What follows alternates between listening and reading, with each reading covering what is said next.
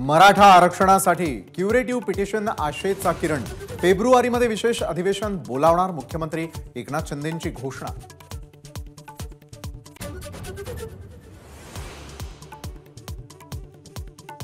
सरकारनं दिलेली फेब्रुवारीची डेडलाईन मान्य नाही। 24 डिसेंबरच्या आत निर्णय न झाल्यास आंदोलन करणार जरांगेंचा इशारा। तर 1967च्या आधीच्या नोंदींना आरक्षण देण्याच्या घोषणेवर समाधान।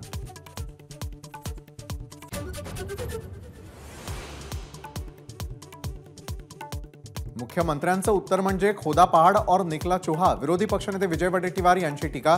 मुख्यमंत्र्यांनी भाषणात वेळ मारून नेली। जयंत पाटलांचा सरकारला टोला तर सरकार दिशाभूल करत असल्याचा ठाकरे गटाचा आरोप।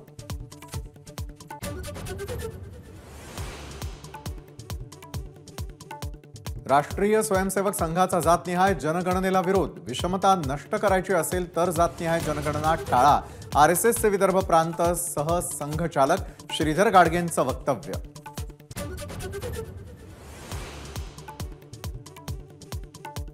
विधिमंडळ हिवाळी अधिवेशन उद्या संपणार। बहुमताच्या आधारावरती अधिवेशन गुंडाळण्याचा निर्णय। विरोधी पक्षनेत्यांची टीका।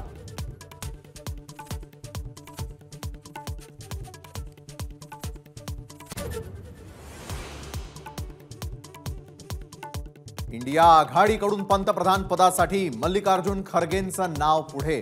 मात्र खरगेंनी प्रस्ताव नाकारला। आघाडीचे निमंत्रक म्हणून खरगेंची नियुक्ती।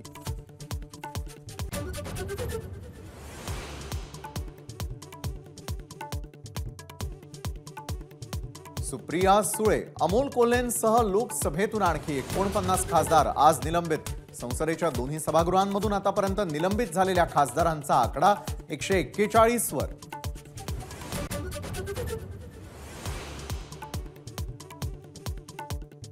देशात दडपशाही सुरू। लोकशाहीसाठी आजचा काळा दिवस। सुप्रिया सुळेंची एबीपी माझावर संतप्त प्रतिक्रिया। तर देशात एकाधिकारशाहीची सुरुवात। अमोल कोल्हेंची टीका।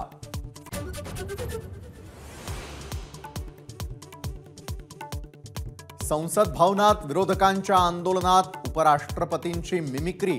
तृणमूलचे खासदार नक्कल करत असताना राहुल गांधी काढत होते व्हिडिओ।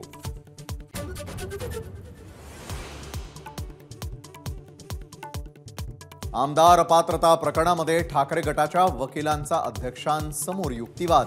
पक्षातली फूट हा नियोजनबद्ध राजकीय कट असल्याचा ठाकरे गटाचा दावा।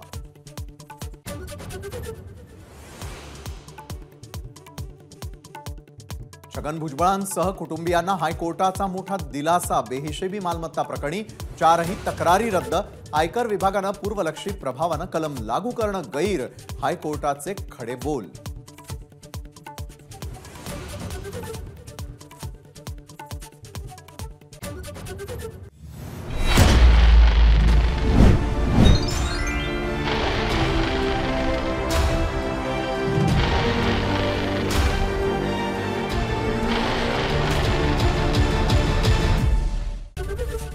एबीपी माझा, उघडा डोळे बघा नीट।